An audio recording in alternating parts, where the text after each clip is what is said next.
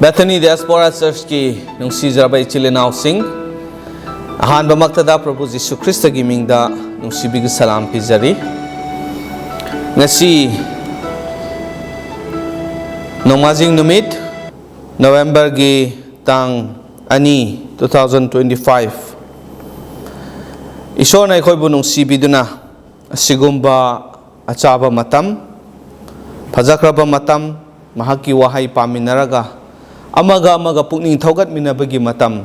pinabiba sigidamakta isorbo thagat minasi ngasi ekoi gi text asi James chapter 1 gi verses 12 to 15 asi oigani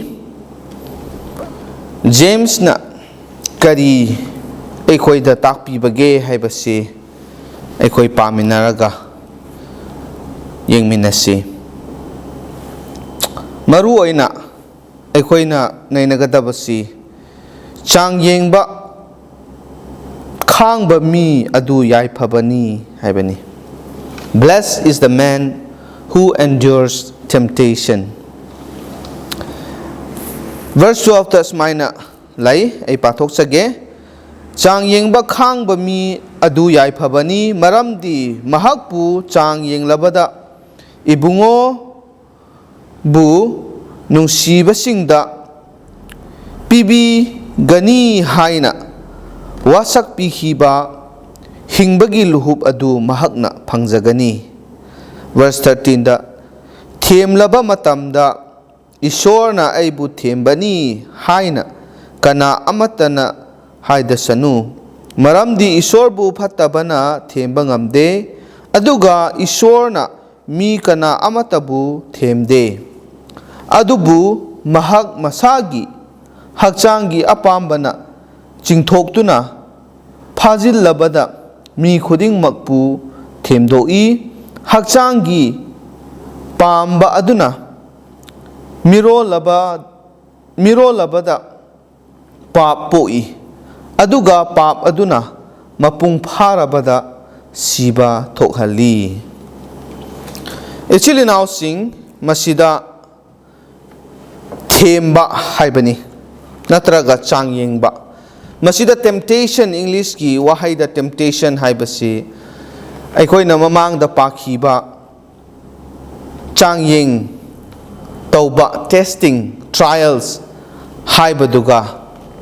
adumaina manai wahai asi maramdi aikoi gi Manipuri da di yam sengna amuk ibire Changyeng ba haibani English da temptation haina masida ibase ko It may also have a negative undertone. Masida Changyeng ba natraga themba haibasina thembi ba haibasina negative magi phattabada aikoibu tahanba adusu oiba yai adumagbu masida aikoina sijinariba wahai asi James na temptation haina sijinariba wahai asi yengba kanda masi positive romda sumaina ahanbagi saruk asida lai haibadi masina ngasaigi testing tawraga Changyeng badu aikoina ngamba matamda aikoigi damakta kanaba aikoigi thajabada hena kankhatpa adugumna positive oiba adugumba wahaida oina masida ibibani actually now sing aikoina generally yengba matamda testing haiba Changyeng haibasi masi impartial haibadi kanada su masi khaidaba mi khara khaktangda piba nataba it is a common experience of life mi khuding makki punsida masi aikoina thingnaba adugumba common oiba pot amani haibasi aikoina khangadabani adubu masida khwaidagi maru oiribadi the challenge is to learn how to endure temptation Changyeng lakpa matamda natraga themba haibase lakpa matamda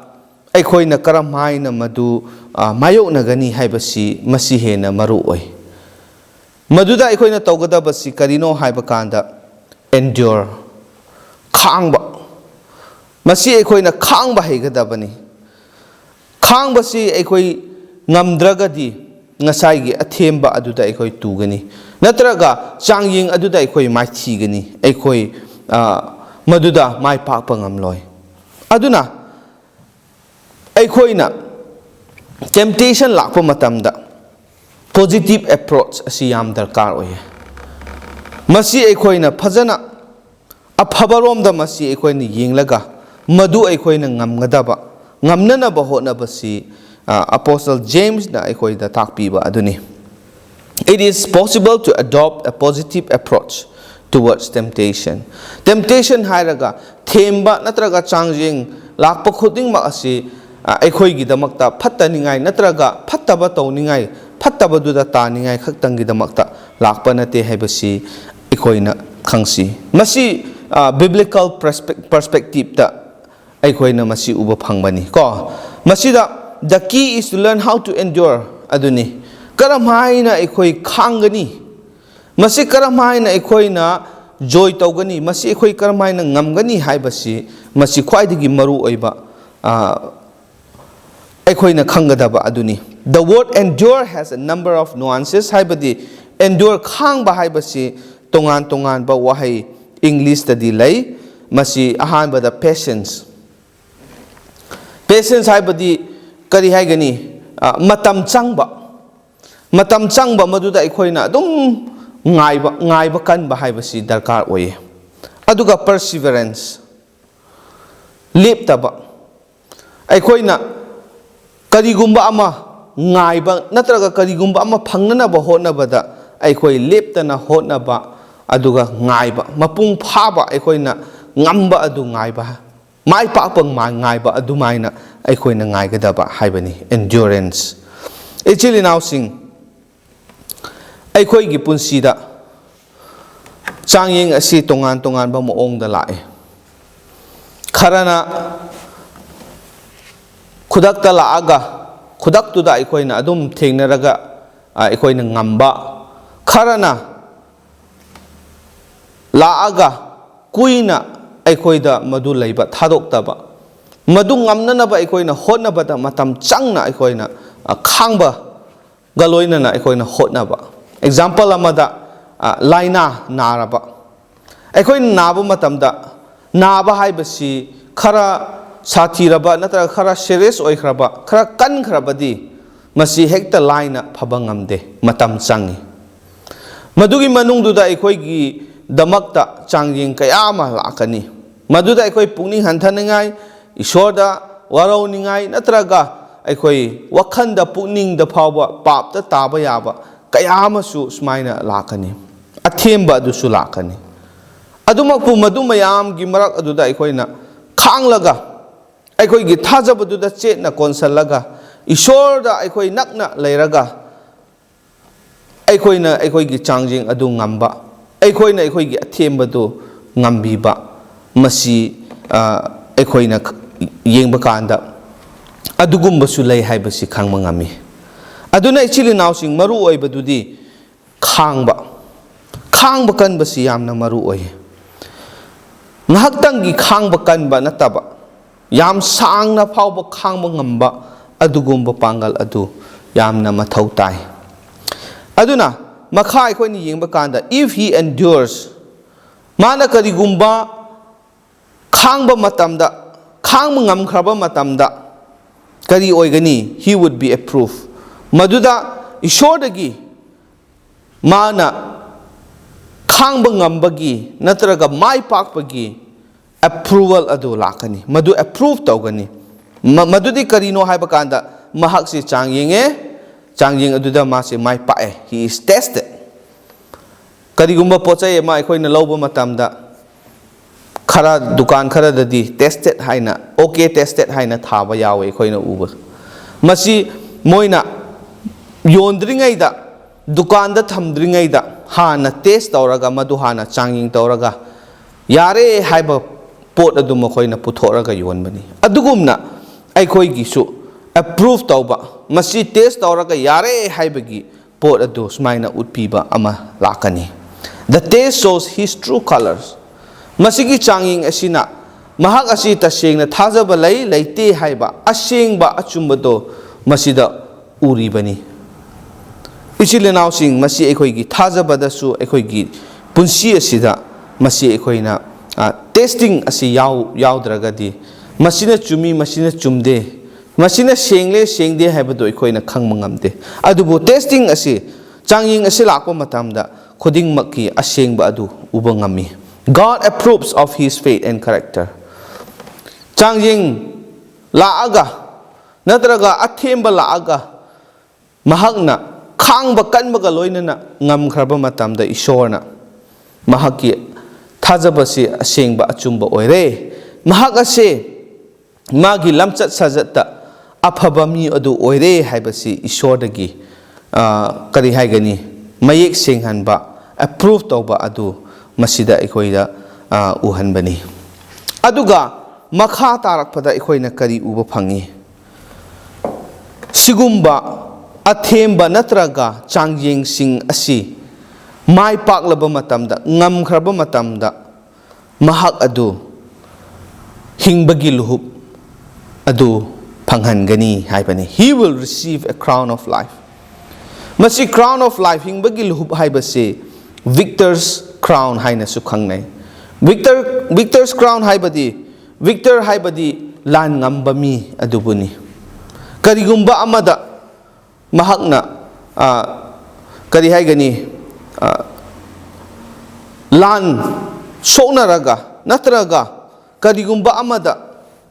mahakna yauraga compete toraga maduda mahakna mai pakpa matamda mapung phana ngamkhraba matamda madugi mana adu piba adugumna victor's crown of life asi asigumba athemba amadi changyeng singbu ngamkhraba mi sing aduda ishorna piba adugumba luhup aduni. It shows that he is an overcomer. Ko maduna kari tai haiba kanda mahak ase lan ngamkhraba mai pakhraba mi aduni haibadu madu utpani.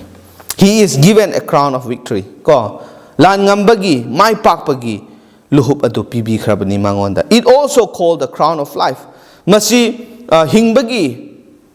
luhup hainasu kawi masi karigi no haiba kanda miyoi amana isorbu thazaraga kanagumba mana isorbu thazaraga mahakna hingba adu phangle natraga anoba punsi adu phangle haiba adu masina utpani. Aduga loinana masigi hingbagi luhup asi natraga anoba punsi asi Prabhu Jisu Kristana asengba thazaba mi khuding makta pinabiba adugumba anoba punsi aduni. Aduna madugi anoba punsi do tasengna mangonda leire. Mahak ase tasengna anoba punsi phanglaga hingbagi punsi ado phanglaga mahakna mahaki thazaba asida chetna leiraga mangonda lakpa athemba amadi changyeng khuding ma adusu mai pakhre haibadu masina masigi hingbagi luhup ase piba asina utpani haibasi aikhoina sastra asidagi uba phangi. This is not an exclusive crown. Masi mi ama ani khaktangi damakta thamba adugumba luhup to nate. Masi everyone, all believers ko thazaba mi khuding mak changyeng ngamkhraba magi thazabada mapung phana leiba ngamkhraba athemba kaya laklabusu tunghandraba natraga athemba mayam adusu ngamkhraba changyeng su mana test adusu pass tawkhraba adugumba mising khuding mak aduda pina nabagi damakta ishorna thamba luhup aduni haibani. Loinana it is a crown promised to all true believers who are overcomers. Ko masi ekhoi ningsingsi masiga loinana Apostle James na mahakna ekhoi mayam na khangnana bagi damakta karigumba ama hapchanba natraga takpiba kharasu lei masi ekhoina yengsi verses 14-15 asi ekhoina yengba kanda kari uwe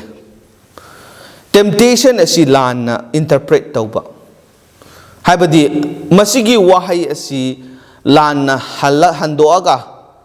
masigi athemba si lakpa matamda athemba juda taba matamda makhoina mibu tainaba kanagumba amada tainaba adugumba su laitaba nate ichilinausing aduna the individual when he enters into temptation he falls. Ko temptation da taba matamda kanagumba mana athemba silakpa matamda madugi athembududa tuba mayam amasu laitaba nati laibani adukanda mahakna kari tawre temptation bulanna handokpa mising uba mising negative approach da tawba mising asina temptation asi athemba si Satan digi lakpani aduga temptation ase ishona aibu masida tahalaga athemba ase ingonda lahalaga aibu tuhanbani haiduna ishoda oina blame tauba ishoda oina tainaba adugumba mi mayam su leitaba nate ichilinau sing ko he does not blame himself ma masana aina aigi apambada aigi aningbada aigi hakchangi apambaduda aina chatlaga aina athembaduda illaga aina athembaduda tabani haibasi hiding daba adugi mahutta athembasi isona lahanbani athembasi isona ingonda laknanabagi damakta masigi lambi si mana sinbani aduga ai ngasidi athembada tare masi isorgi marani isona tawbani haina isoda maran siba isoda blame tauba si asukki matik aikoina uba phangi madu apostle James na kari hai masida mana haiba yamna strong oiba akan bau hai si kari no hairaga it is a false argument haibani masi chumdaba aranba argument ni aduna masi mana refute taubani masi chumde masi adumaina ugadaba adumaina yengadaba nate maramdi karino God does not tempt anyone causing him to sin ishona kanamatasu pap taunana bagi damakta themba kanasu laite ishona madu tausu taude tausu tauroi haibani ko kanagumba ma pap tauningai gi damakta ishona karam haina mibu themgani right God cannot be equated with being the author of sin pap ki horak phamadu ishor nate aduna temptation ne si ishor na ikoida pap tauningai gi damakta temptation ne si mana tharak pani haina ikoina haikrabadi ishor asi pap ki horak phamadu ikoina tahan gani madu apostle James na chumde madu nate madu oide masi aran ba argument ni haina phongdok pi bani God may allow men to face temptations and trials yes ishor na kanagumba amada temptations themba amadi athemba amadi changyeng sing asi laknana bagi damakta mana ayaba piba yai mana masi aikoida lakpasida mana yaba yai adumakpu but he will never lead his children in the pathways of sin adumakpu mana macha sing ishorbu ningba sing thajaba sing adu pap ki lambi du da puraga pap aduda taningai gi damakta di ishona madu silloi tauroi haibani masi sukya yade masi sukchum chumde haibasi apostle James na phongdokpani adu erabadi karam haina masi oibano haiba kanda the path of sin pap ki lambi ase karam haina leirakpano karam haina oibano aikoi gi punsida haiba kanda his desires entice him haibani miyoi aduna magi apamba magi hakchangi apamba aningba aduna mabu themlaga madugi pap aduda pubi bani when desire has conceived ko aikoi gi hakchangi apamba asina miro lakpa matamda miro labada haye ngasai gi koi gi text ko kari tawe it gives birth to sin pap adu mahakna poklai adu eragadi pap asi kadai digi lai aingon digi lai athemba si su kadai digi horakpano aingon digi hobani ni isoda ikoina taina ningai leite isona blame pi ningai kari su maram leite haibasi aikoina shastra asidagi uba phangbani verse 13 dagi ai amuk tanga pathok sage themlaba matamda isona aibu thembani haina kana amatana haida sanu maramdi isor bu phatabana themba ngamde aduga ishorna mi kana amata bu themde yamna mayek sengbani verse 14 da adubu mahak masa gi Hakchangi apambana chingthoktuna phajillabada mi khudingmakpu themdoi si masagi hakchangi apamba haibani ko maduna oirak pangaktani aduga loinana hakchangi pamba aduna mirolabada his desire ko mahaki hakchangi apamba duna mirolabada mapung pharaba kanda haibani pap poi madugi mahai adu pap oirai aduga pap aduna mapung pharabada siba thokhalli masigi pap asi mapung amuk pharakba matamda mioi adugi damakta siba adu pokhalli oihalli lahalli phanghalli haibase aikoina bible asidagi uba phangmani ichilena sing aduna masida aikoi yam cheksinba darkar oye masida aikoina munna khangba munna khanthaba darkar oye haibasi mayamda aina phongdok chaninge actually now sing to recognize our human weaknesses aikoi mioi base yamna sonba aikoi si yamna sole haibase aikoi na khangadabani aikoi gi ason base aikoi khangjadaba matamda aikoi na panglai leba matamda pangchat chatpa matamda ara arakpa natraga aikoi gi thamoidagi tholak pukuding ma ase aikoi na illaga tawba matamda aikoi adugumba athemba natraga changyeng mayam aduda aikoi turaga aikoi si maithiba phangani aduna we must recognize our human weaknesses masi aikoi yagadabani aduna kari tawgani to repent when convicted of sin aikoi na aikoi si karigumba pap tawrure aikoi se soirure aikoi se lalure aikoi se pap ta takre athemba du ta tarure haibase aikoi na khanglabadi kari tawgani ishor aikoi changjaraga ishor aikoi bu ngakpiu ai lale ai soi khare haibase aikoi na tawgadabani loinana ahum subada to return to God and to seek forgiveness ko ishor da changjaba ishor da halak alaga ishor ai bu ngakpiu ai bu kokpiu haibase masi darkar oi aduga to make sure that we never blame God for sins in our life aikoi gi punsida pap tawba matamda ishorna aingonda athemba lahanbagi damaktani ishorna tawhanbani ishorna oihanbani ishorna thohanbani haina ishorda aikoi maran siroisi ishorda aikoi taina roisi haibasi mayamda thamjaninge Africa gi lamda matam thaina gi matamda nongsa haigadra lion ko makoina hek challaga hatlami matam aduda nongsa mama mapa animak se hatpiraga pik khraba macha amakhak leiba adu makoina yumda pure apikpa nongsa macha si hodonga hayap manabani aduna yamna nungsiba yamna phajaba aduna piklingai aduda yumda puraga thamba matamda makoi gi leiriba angang sing aduna adum sanai maru oina makoi gi machanupa amasina magi damakta kari haigani pet yumgi sa yokpagumna yoklaga magi marup saraga adumaina loinaraga yamna nakna close oina makoi si lei chatpa matamda chatminagani sanaba matamda sanaminagani chaminagani even tumba phawba asmaina tumminnaduna yamna nakna nungsina makoi si laiminai adumakpu matam sumham haurakpa matamda angang adusu chawrakle aduga hojiki kai asisu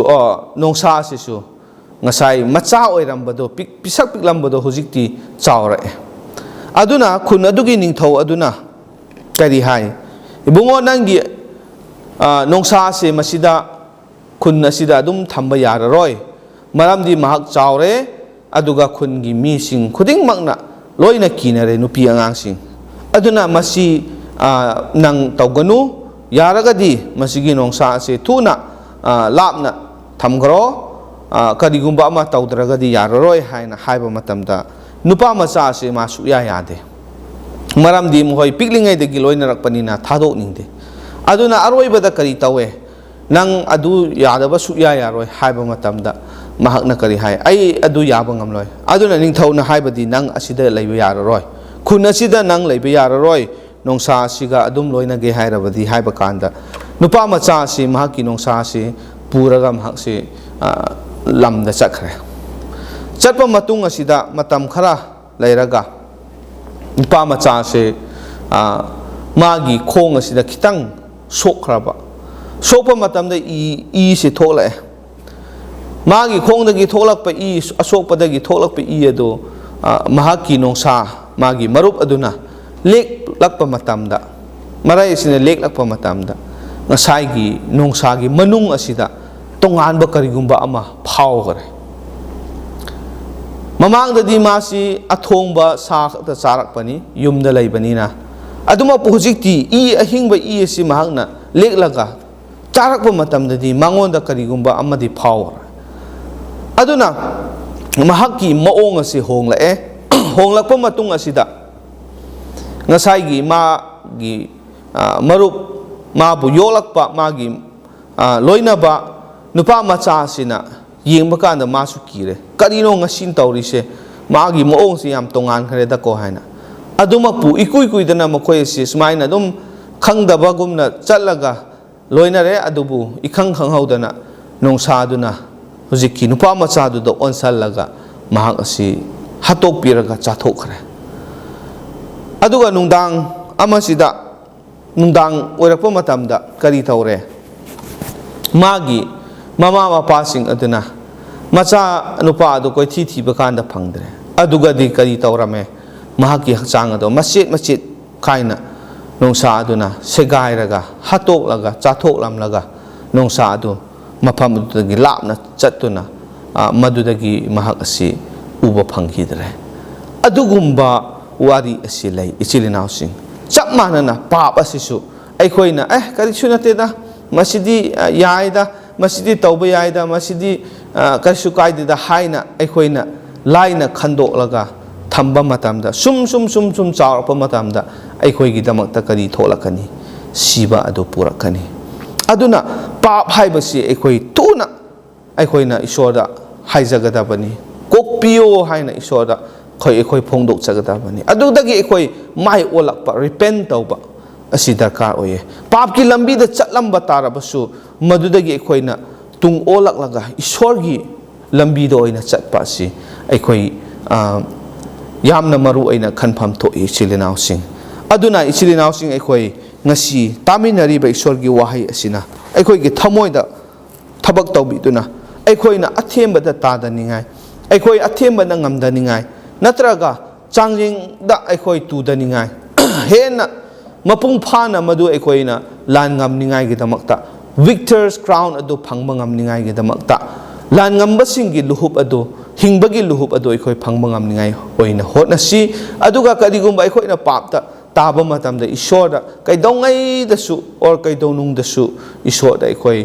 blame tawrosi mangonda taina roisi masi ekhoina isabu khamjaba ngamdabagi maramna aikhoigi hakchang apamduda chatpagi maramna aikoi papta tabani haibasi ningsinglaga isorda aikoi changjaraga isorda ngakpiu kokpiu haina haijabasi aikhoigi khwaidagi afabani haibasi ngasigi isorgi shastra sigi matungina mayamda thamjaningbani takraba mipum khudimaki mathakta isorna hena bor pinabibo isino patana tausi wangtoi seng thoiraba sagada leibai pai sorna puthagali na haki wahai boi khoida tahan biduna ngasi amu hanna temptation Changyeng amadi thembiba athemba mayam asidagi ekhoi karam haina mapung phana mayokna bangamgani natraga ekhoina masida lan ngamgani haibagi matangdan hakna ekhoi bu takpire Khangba kanba asi ekhoi gi damakta yamna darkar oi madugi pangal do pinabiu loina nei pai sor papta ekhoi na taraba matamda isor na hakpu ekhoi na taina banatana ekhoi isa na ekhoi gi iran jajaraga nahaki na phamda kokpiu ngakpiu haina changjaba ngamna na basu